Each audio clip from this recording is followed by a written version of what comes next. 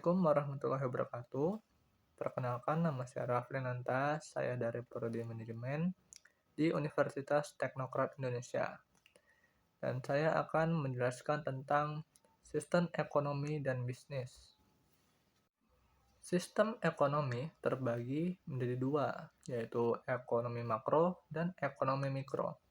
Apa itu ekonomi makro?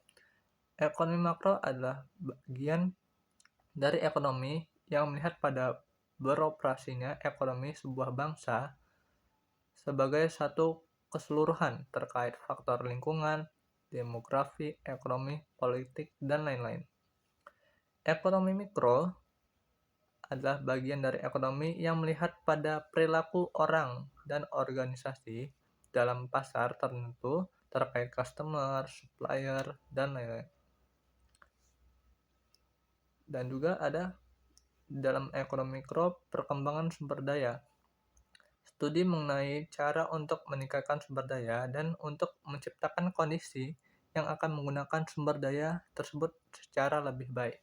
Sistem perekonomian terbagi menjadi beberapa komponen, yaitu permintaan. Permintaan adalah kesediaan dan kemampuan pembeli untuk membeli produk, barang atau jasa tersebut. Dan juga ada penawaran. Penawaran atau supply adalah kesediaan dan kemampuan produsen untuk menawarkan barang atau jasa tersebut untuk dijual. Dan juga ada hukum permintaan. Pembeli akan membeli lebih banyak produk ketika harganya turun dan membeli sedikit ketika harganya naik. Dan ada juga hukum penawaran. Produsen akan menyediakan lebih banyak produk untuk dijual ketika harganya meningkat dan lebih sedikit ketika harganya murah. Nah, ada juga kurva permintaan.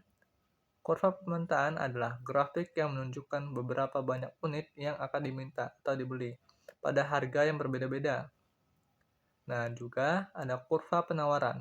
Adalah grafik yang menunjukkan beberapa banyak jumlah produk yang akan ditawarkan untuk dijual pada harga yang berbeda-beda.